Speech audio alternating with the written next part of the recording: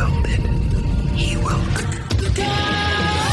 It's the Skinny on Sports Podcast with Aaron Cowk.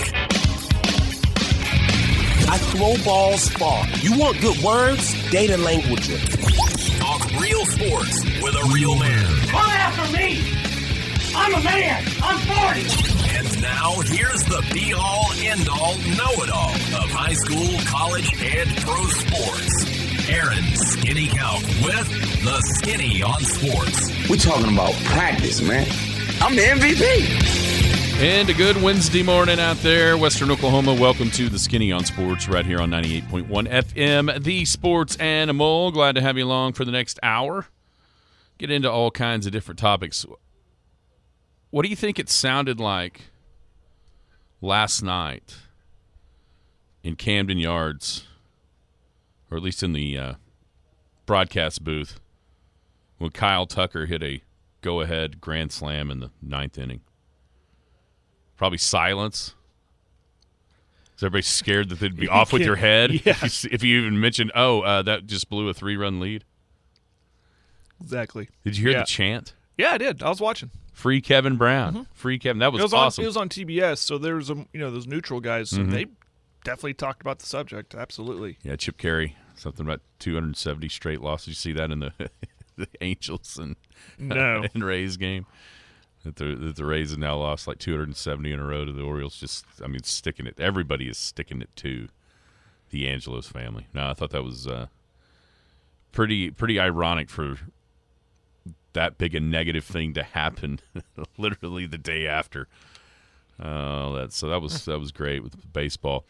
I was reading a article on ESPN.com, college football wise.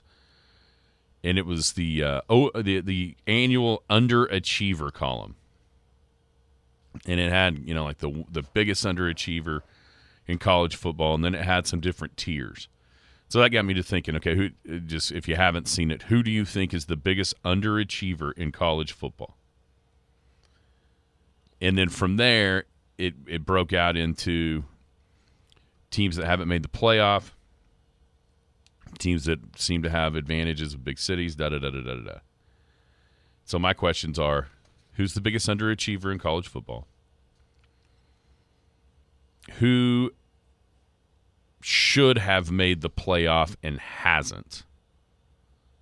Due to resources, due to history, and I've got 3 main culprits here. And who will get there first? And then a little bit further down, who's the next school to win their first national title? And I'm talking about AP national titles. Who do you think will be the first school to win, the next school to win their first? Chip Kelly had some interesting ideas for realignment. You see him? Did you see what he said? It's pretty interesting. No. And so what's your plan out there? Who's got a plan to make this work? ESPN now in the betting game. Good grief. Seems a little late, but They're going to get some jack. Dave Portnoy, did he make the best business deal of all time? Rivals Michael Jordan buying what he just did with the Hornets with the money. Did you watch Hard Knocks? I did. Okay, we'll get your thoughts on that. Do you think it's right that the NFL forced the Jets to do this? If it's not the Jets this year, who would you like? And then I think there's a new contender for the first coach fired in the NFL with some comments he's made over the last couple of days and with who is now on his coaching staff. Things could get very, very juicy for one NFC East organization. 225-9698 is the phone or the text line. That is 225-9698. Give us a call, shoot us a text. We can talk about any of those things. If you got something else on your mind, feel free to chime right in at 225-9698. If you are going to be outside the listening area one of these days, you want to stay in touch with us live, it's easy. Log on to kadsam.com. You can download the app.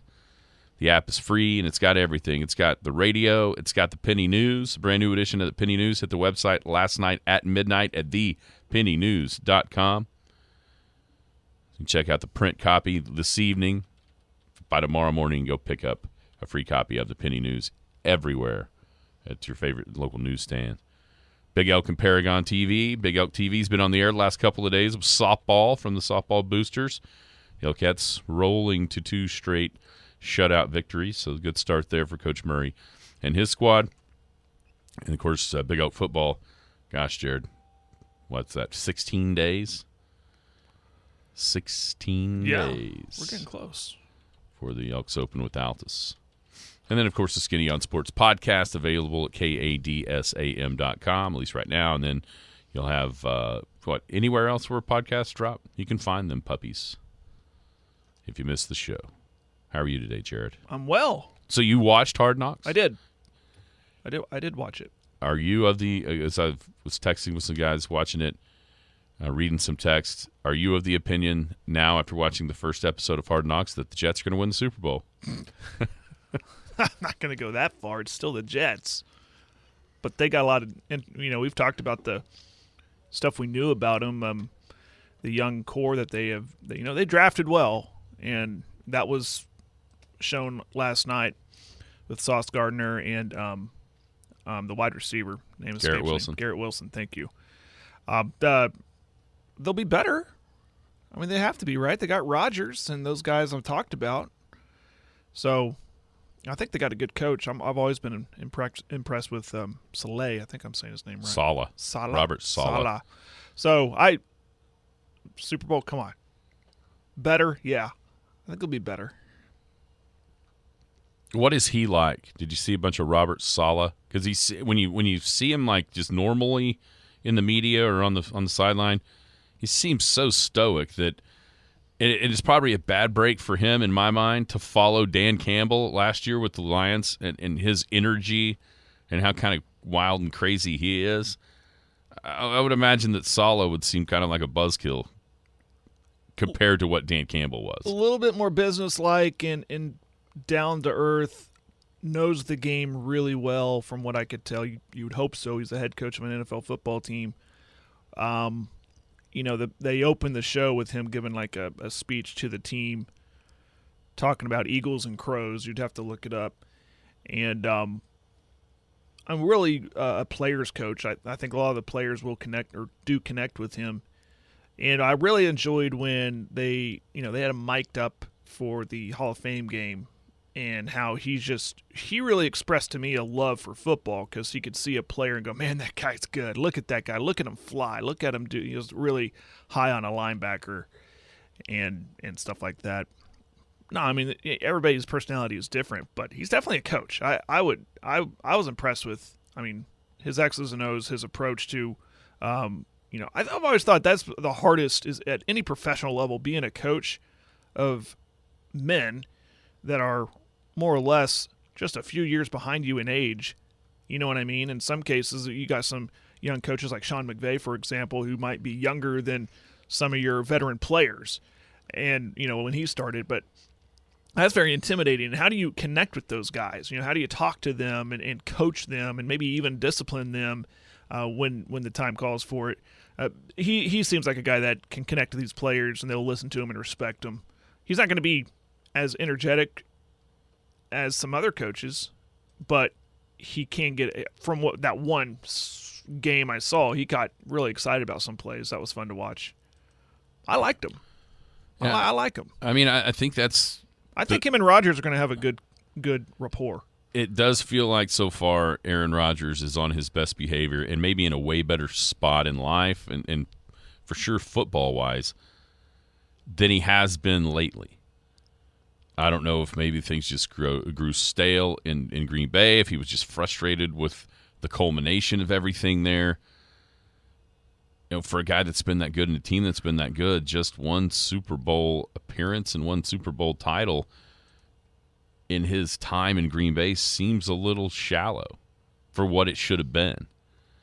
I wonder if the frustration of maybe some drafting, all the numbers had always been there, but it seems like since the Jordan Love pick, every year through 365, those numbers of he's only thrown a touchdown to Mercedes Lewis is the only guy that's ever been a first-round pick that he's thrown a touchdown to.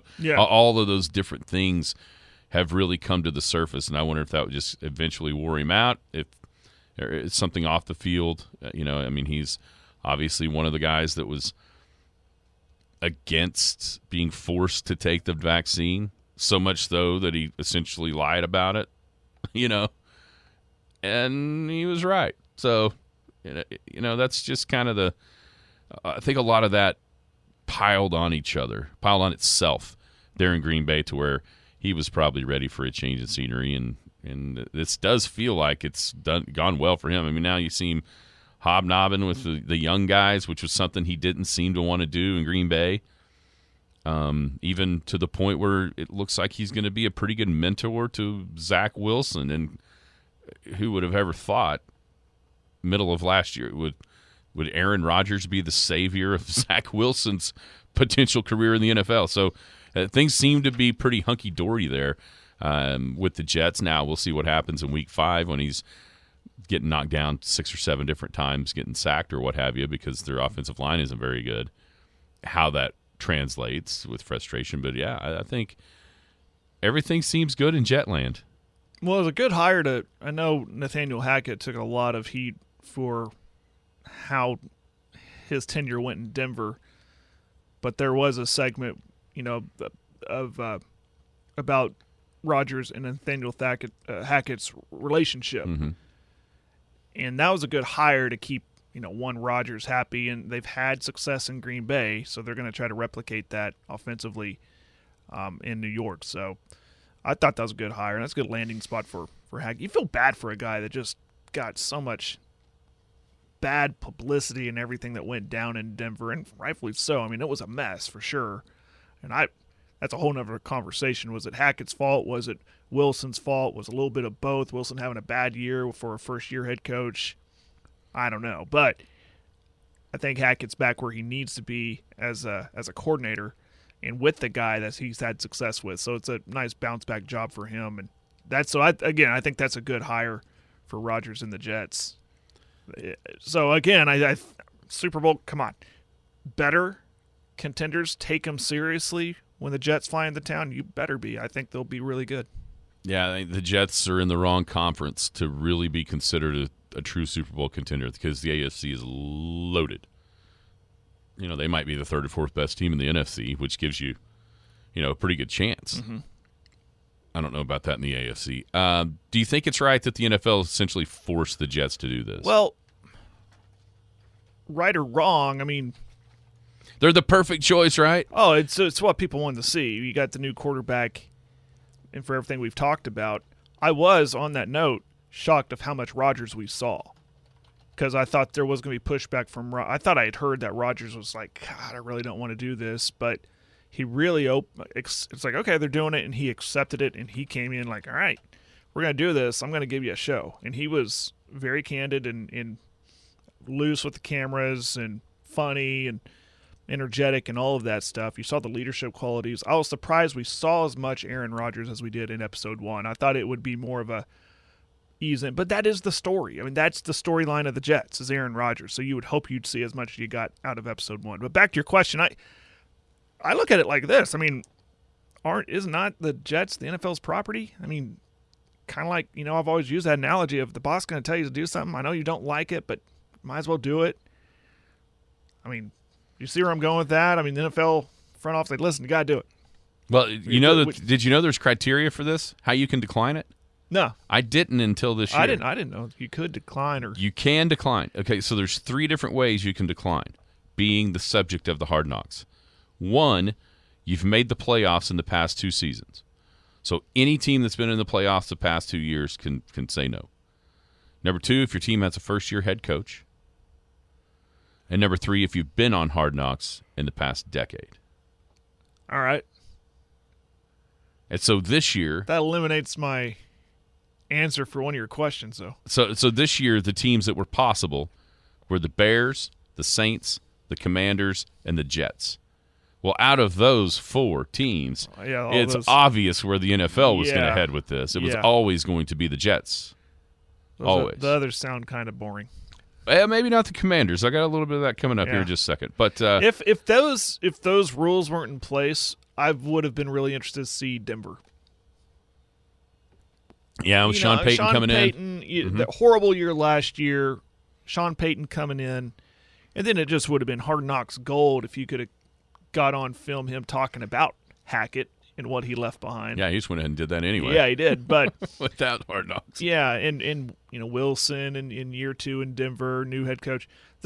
So as far as interest level, Jets obviously number 1, and then Denver after that.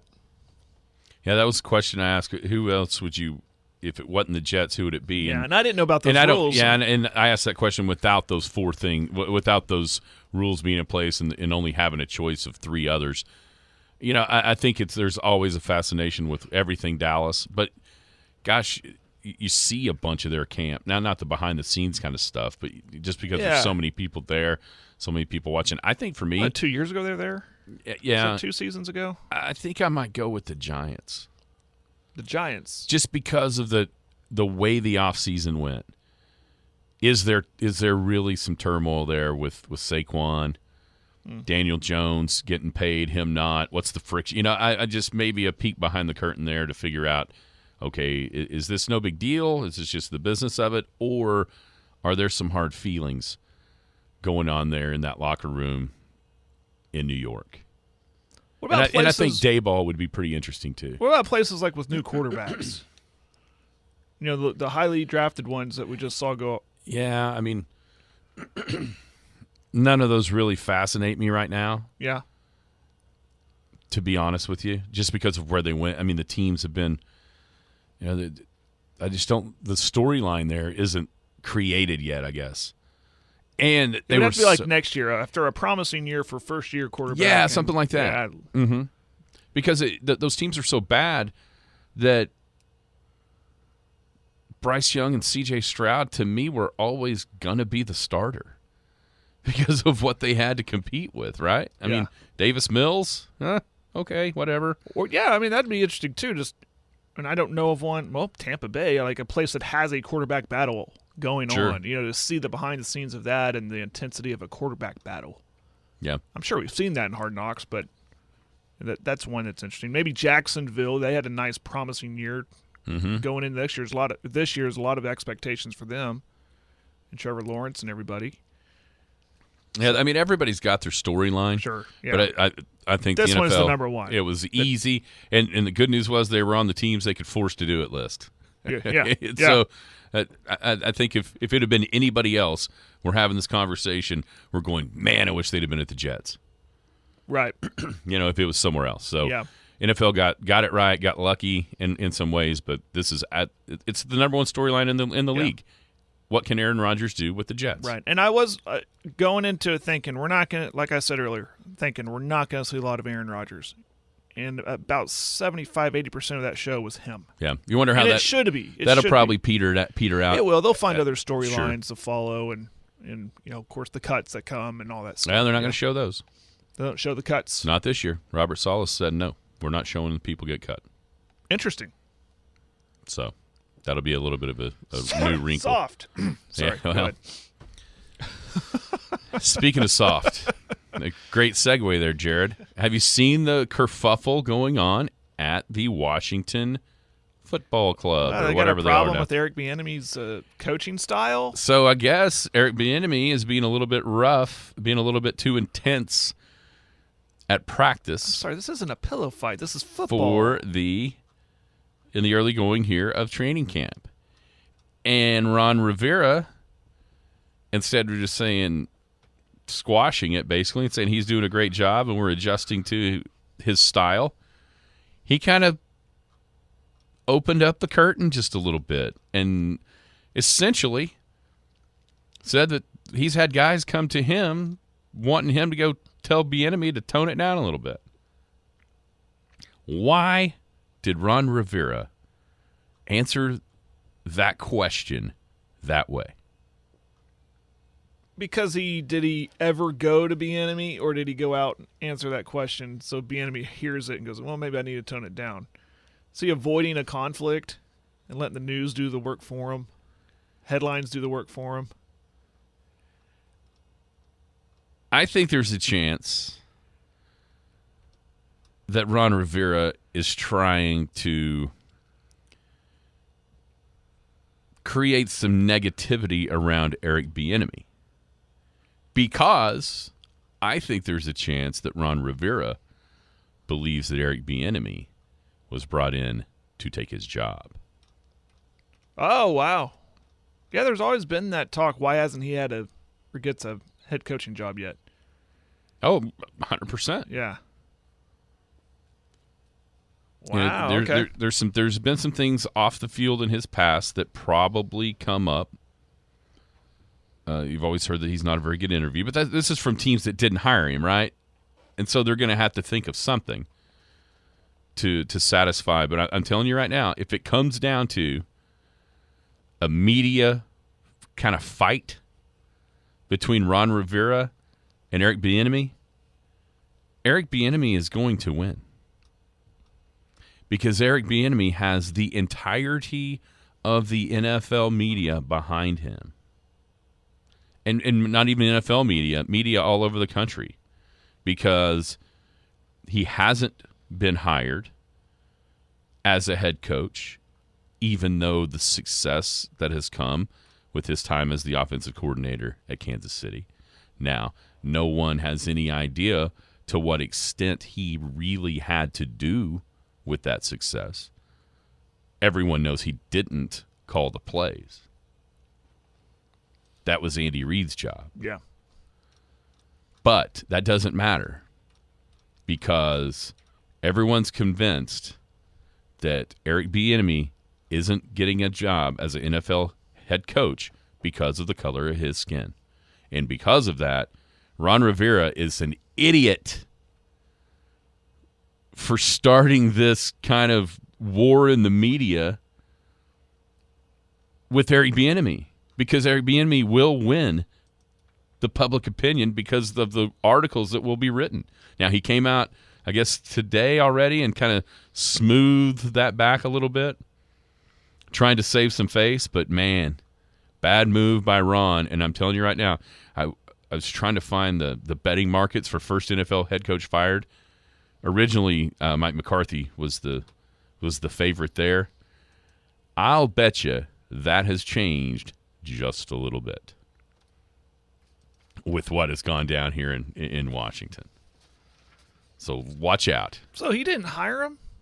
Yeah. Rivera, did he hire him? Yeah, I think he did. But Well, why would you hire a guy knowing that is he pressured or forced to hire him? well, you never know. It's the. And here's another thing that's so different around that franchise right now is the sale that was completed. Mm-hmm.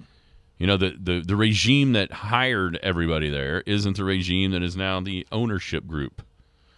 Yeah, so there's always that. And maybe that has come to light a little bit since the hiring of Ron Rivera's getting wind, or he's getting afraid that the new ownership group has a different way of thinking. You know what I'm saying? Yeah. And different ideas for what's happening. But I would put let's see, head coach fired in NFL. I would guess that just in the last 24 to 36 hours, Ron Rivera's name has vaulted up this list of hot seats and guys that have the best chance of getting fired in the NFL first. Speaking of betting, did you see the deal with ESPN? So ESPN and Penn Gaming, which Penn Gaming is licensed to operate casinos in like 15 or 17 states. I can't remember. I think it was 17 states. And they have made a deal with ESPN. So basically ESPN is going to be the face of Penn Gaming. I think you're going to see a drastic switch in a lot of things when you're watching, from game day to the NFL stuff in the mornings. And, you know, we've started to see a little bit of change with, at least on the scroll.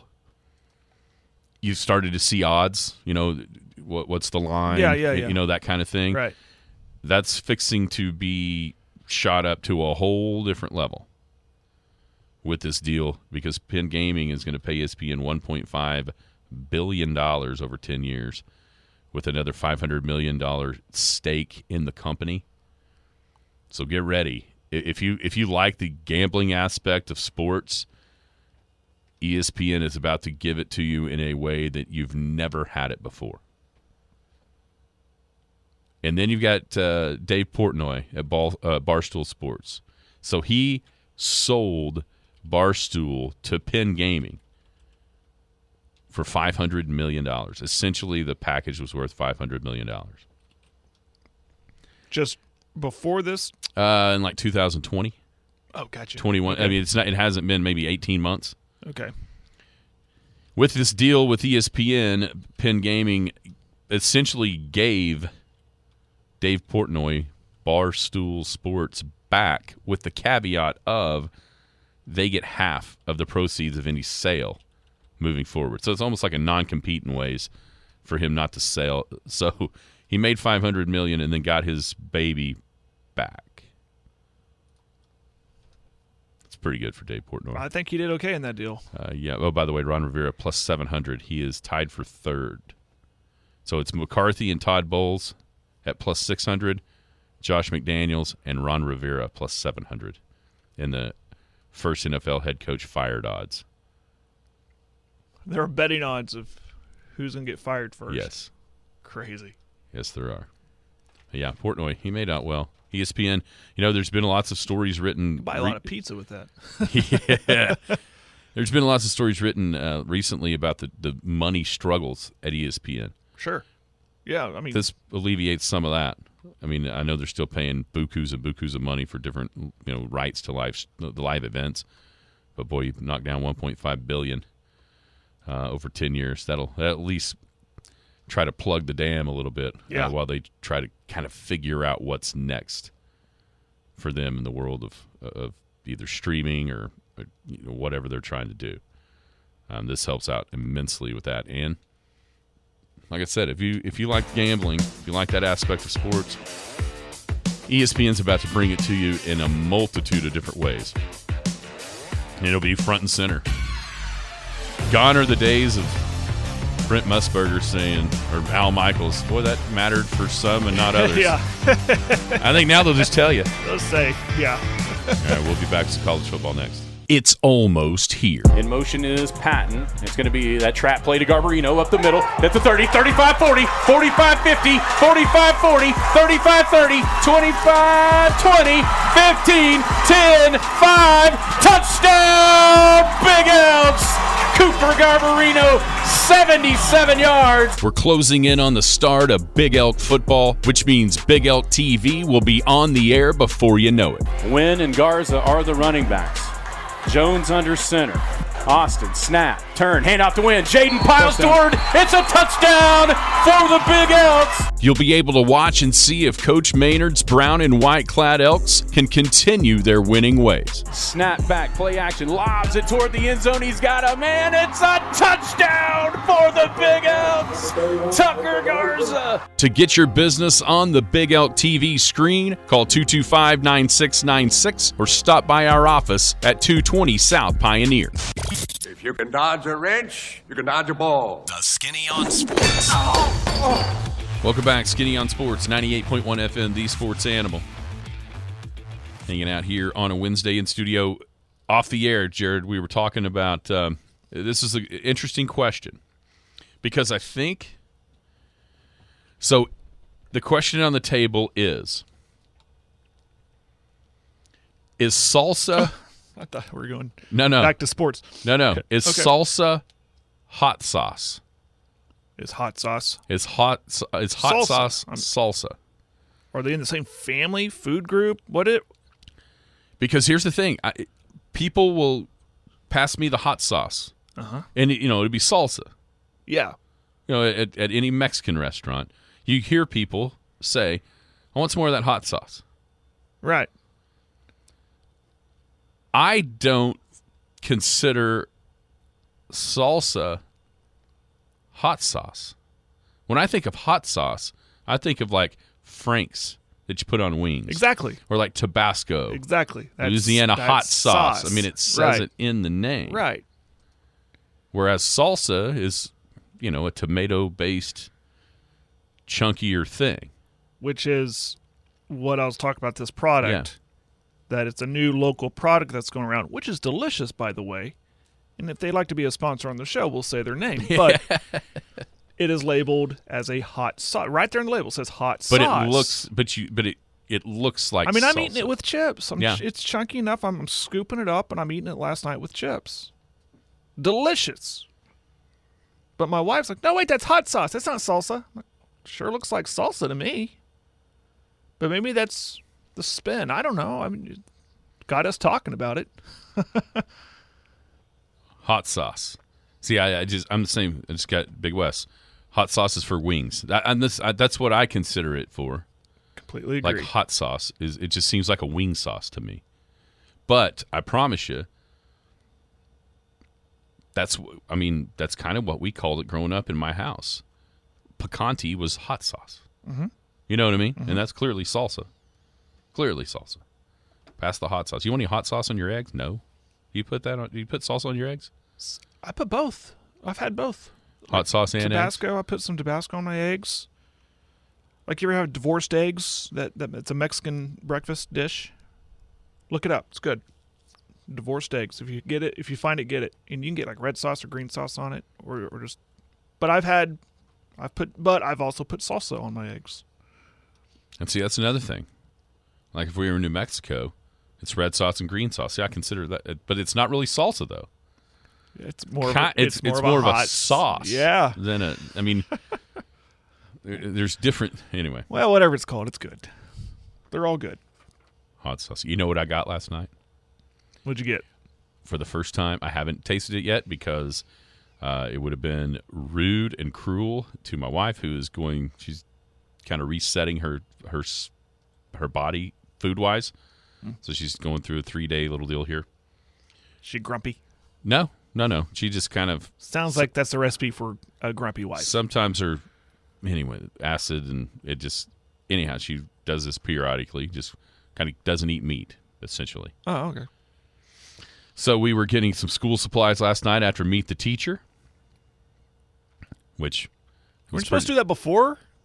No. They had lists. Oh, you show up and get the list, then go get it. That's correct. Oh, gotcha. In middle school, 7th grade, they had a list for us, which Meet the Teacher was pretty interesting since one of them's my cousin, another one, I knew the teachers. That's what Well, yeah. It was kind of fun to go back through because where he's going for middle school is where I went for high school. Right. So I was like, we're looking for, Coach Thornton's class. We go around the corner. I'm like, it's Miss Red's class. Yeah. So on and so forth. Yeah. Anyhow, so after we went and got some school supplies, and guess what I found for the first time? I still have not partaken in Dr. Pepper float ice cream. Oh, dude, you need to grab some. And I did. I got a big giant deal. Oh, it wasn't good. even the little guy. It was a big giant. I haven't even found the little guys. Sometimes during my lunch break, if I have to go to Walmart, I'll trot over there hoping I could find the little ones. They don't have There those. was a little guy on top of the big tub. I saw them in Florida, though. I saw the little ones in Florida, but not here. So I'll report back. I think we can't eat that till tomorrow night to try it. I'm anxious to get your reaction. I cannot wait to try that out. Anyhow, yeah, no one calls hot sauce Tabasco. I'm sorry, hot sauce salsa, except for my mother, maybe. I'm forwarding this picture to everyone that's texting in, and just to see what I'm talking about. All right, so already forwarded it to Will. Who is the biggest underachiever in college football? There's an article written on ESPN's website. Anytime you do these, it's a little bit subjective. There are some ways to quantify this. But in your mind, who is it? Let me look at my list here. The biggest underachiever, or do we have of all time? Just right now. Right now? I mean, I think right now. Well, there's... And I'm going to say this team, and you're going to say, well, that's just because you're an OU fan, but Texas kind of vaults up that list as a university, as a program that has all the They have the facilities, the boosters, the location right there in the middle of Texas for recruiting. And what has that got them? Since 2005, what has that got them? They won conference title in 09. Played for the title. Yeah, I've played for one there and here, whatever. So they're up there, but I'm not ready to say, I mean, is Oklahoma on that list? No. Not even close yet. Not yet. The answer, according to ESPN, and I happen to agree with, because as much as we think Texas is underachieved, they do have something to show for their efforts. This team really doesn't. And it's just right down the road. Who would that be? The Texas A&M Aggies. That's a good one. Think about who 5-7 last year after having supposedly the greatest recruiting class of all time. Now, I get it may take a year or two for that, but think what they have done. It's hard to, right? I mean, I'm thinking. Their claim to fame is upsetting Kansas State in what, 98? 97? 97 in the Big 12 title game? Yeah, 98. 98. That was their one and only Big 12 title. They only played in 2. Right. For a place that has that much going for it, A&M. Yeah, here you go. And we're getting on the text message. Yes, people agree yeah. that A&M is number one, at least for right now. Now, I think there was times where 2 years ago, Georgia might top this list. That's over. No, that's done. Yeah. Obviously. But what I'm saying is A&M, you kind of feel like with the recruiting that they've been able to do in the SEC, maybe the Georgia path is available for you. You've just got to figure out how to get down. That's always the hope when they joined the SEC. That was their hope that the recruiting would. And it has. It has. It just hasn't. In true A&M fashion, it hasn't led to anything. No. Now there's another kind of tier to this, and that is the underachievers when it comes to making the playoff. And now here is where we'll find the Texas Longhorns. Who else do you think of as programs that in the first decade of the playoff, kind of after, since we've kind of been through a decade of it, who do you look up and go, God, they should have made the playoff? That program is too good not to make the playoff. USC, it screams USC to me. Even last year, they, let's face it, should have made the playoff. Should have beat Utah twice. And didn't, because of everything we've always talked about, defense and all that stuff. But even before Lincoln Riley, though, they just subpar, and that's just not their standard. And in a weak conference, you'd think a team like USC could have a year or two where they would come out of that conference as champions with one or even no losses and get a ticket to the playoff, and they never could. So that's my answer. My final answer, USC. Yeah, I've got Texas, USC, Penn State. Yeah, that's what I was kind of talking about yesterday, with Penn State being in the preseason number 7. Mm-hmm. And every year they seem to be top 10. And every year they underachieve it. They always finish lower than that ranking. Here's another one I didn't write down, and I'm racking my brain thinking they haven't made the playoff. But they kind of fell off as the playoffs started. And we've gotten this one on the text line from numerous people. Florida. Yeah. That's right. Their domination was before the playoff. That's right. That's right. It's kind of it's hard to call them underachievers in the span that we're talking about, just because of the back-to-back national title, or 2 out of 3, I guess. In that time span, but recently for sure in the playoff era, they'd be right up there as a team. So let's say those 4 are above everybody else. USC, Texas, Penn State and Penn Florida State, yeah. as programs that haven't made the playoff yet. And we're scratching our head. Why haven't they? Yeah, who gets there first? Well, if Lincoln Riley stays, I think he eventually – he did it at OU. I think eventually he will get into the playoff. It's a bit, if he stays. He's going to be connected to – we were talking NFL jobs earlier. He's going to be connected to a lot of them. There's probably a fair chance that a couple of these make it next year at the same time for the first time because of the expansion of the playoff and being in different conferences. Well, yeah.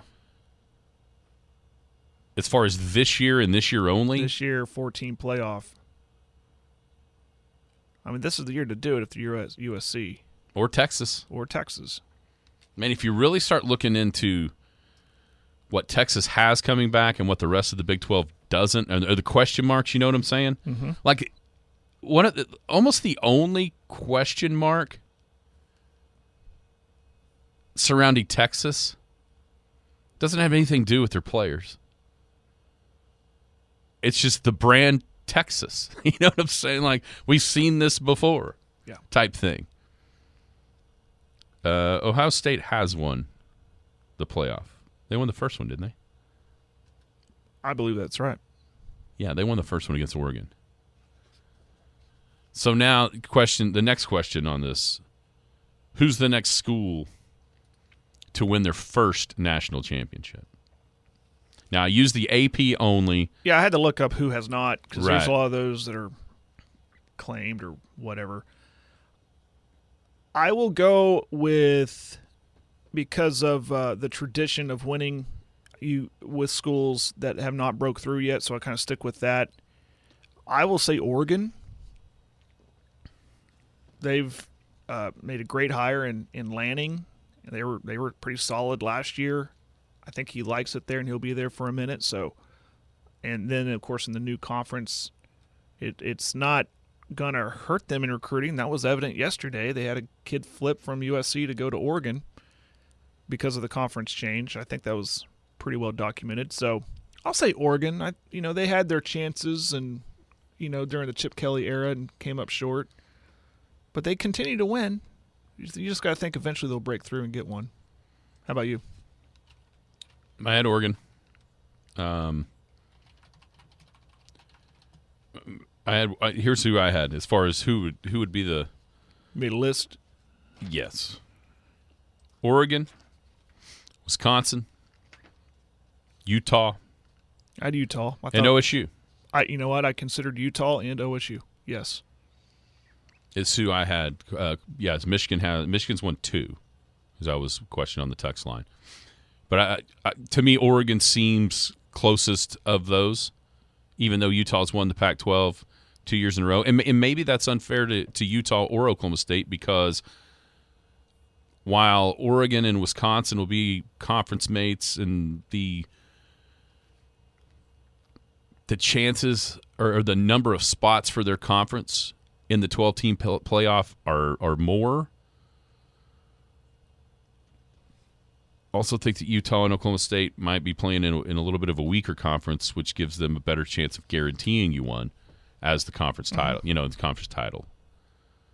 So, but those are but to me, Oregon's pretty far and away the closest, or has been the closest of those teams to being able to get out on top for the first time ever. So, Chip Kelly, did you see his plan? No, I didn't. I think it's pretty interesting. That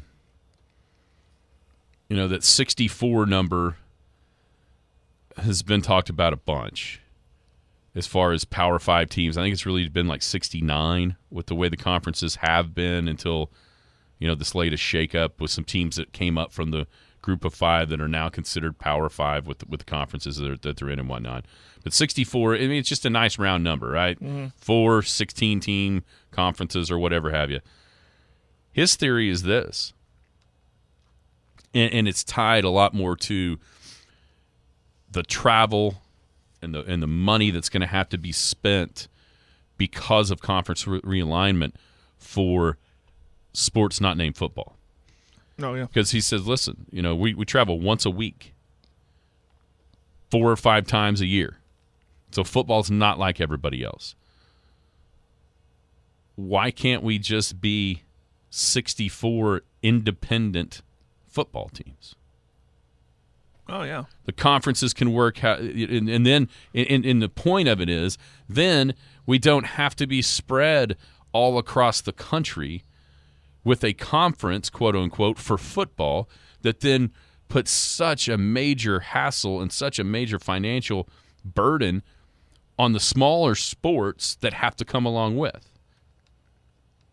Just, you can have 64 independents in football, schedule them up, have a playoff, have a tie, have a winner. Group of 5 can do the exact same thing.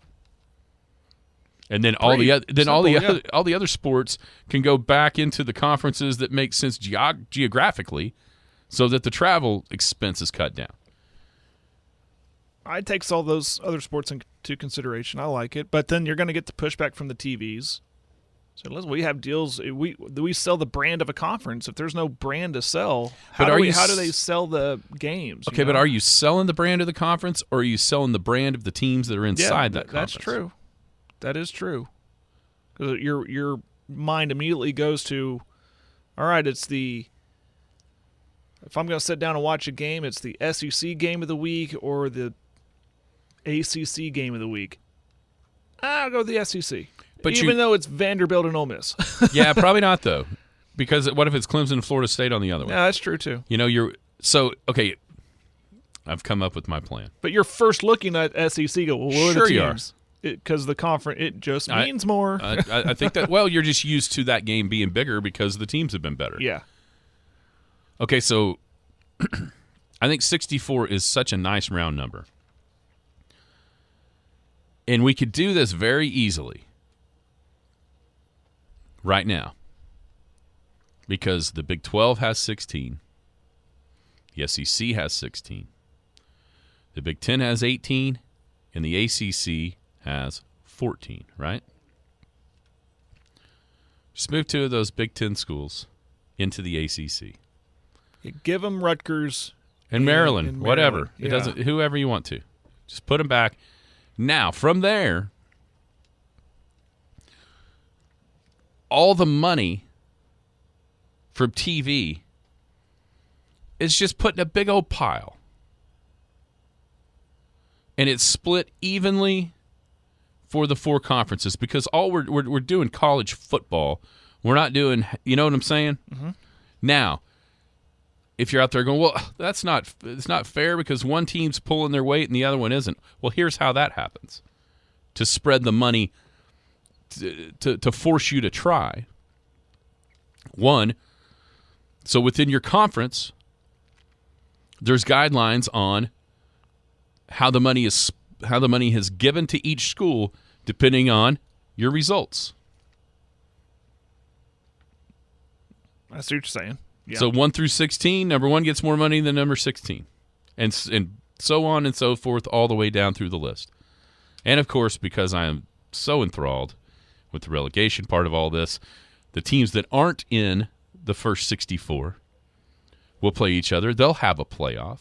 They can put little conferences. They can put conferences together as well, geographically. Let's say there's 4 of those. You go Mountain West. You could go like Sun Belt. You go, MAC. Just trying to think about where everything's at.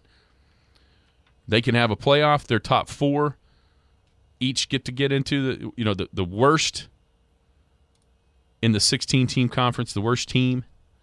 And if there's a tie for worst, if they played, the loser's out. If they haven't played, play.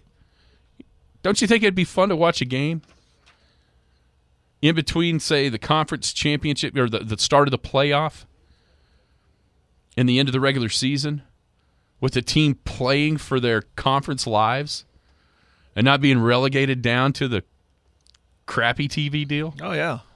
Getting to stay a big time. I think that would be fascinating to get to watch a game like that. And just roll through. Yeah. Because here's the thing.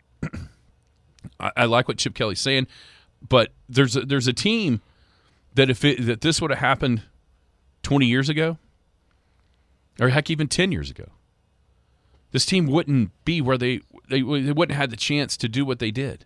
That's TCU. Think about what TCU has been through as a program. Terrible in the Southwest Conference. So terrible, in fact, that they got left out of the conference realignment that was creating the Big 12. They wandered through the wilderness of a couple of different places, the Mountain West, until Gary Patterson built them back to the level that they are now. And what did that do for them? Got them in the Big 12. And that's only, they are an example of getting it, just doing what you had to do to keep going, and eventually when you got your chance, bam, there they were. So it's not like it's impossible for these, thinking about Oregon State and Washington State right now. They seem, and Stanford and Cal, maybe to a lesser extent those two. But Oregon State and Washington State seem like they are left out in the cold and they're done forever. That's also what it seemed like for TCU. Yeah. They didn't get the invite to the Big 12, and now look where they are now. In the Big 12, it just played for a national title. So I don't think those teams have to be discarded away forever. But there has to be a way to get back. And unfortunately, this realignment feels more like consolidating. And to me, consolidating means kind of building fences, and Yeah. I'm afraid that's where we're at for teams like that. We'll be back to wrap it up. It's almost here. In motion is Patton. It's going to be that trap play to Garbarino up the middle. That's a 30, 35, 40, 45, 50, 45, 40, 35, 30, 25, 20, 15, 10, 5, touchdown, Big Elks! Cooper Garbarino, 77 yards. We're closing in on the start of Big Elk football, which means Big Elk TV will be on the air before you know it. Wynn and Garza are the running backs. Jones under center. Austin, snap, turn, hand off to Wynn. Jaden piles toward. It's a touchdown for the Big Elks. You'll be able to watch and see if Coach Maynard's brown and white clad Elks can continue their winning ways. Snap back, play action, lobs it toward the end zone. He's got a man. It's a touchdown for the Big Elks. Tucker Garza. To get your business on the Big Elk TV screen, call 225-9696 or stop by our office at 220 South Pioneer. The Skinny on Sports. Welcome back, Skinny on Sports, 98.1 FM, the Sports Animal, wrapping it up here on a Wednesday. Don't forget, Western Oklahoma Realty College Pick'em is back. And better than ever. It's on ESPN's website. I've got a link to our group posted on our Skinny on Sports Facebook page. Here's how it works. We start Labor Day weekend. We pick games against the spread in college football all year long, clear through the conference championship games. The winner of this year's contest will receive $400 cold, hard cash. 200 to second, 100 to third, and then if you're sitting out there going, well, I won't be very good at this, perfect. If you'll pick every week, pick every game, and if you get last place of the people that picked every game, you get $100 too. Can we win? No.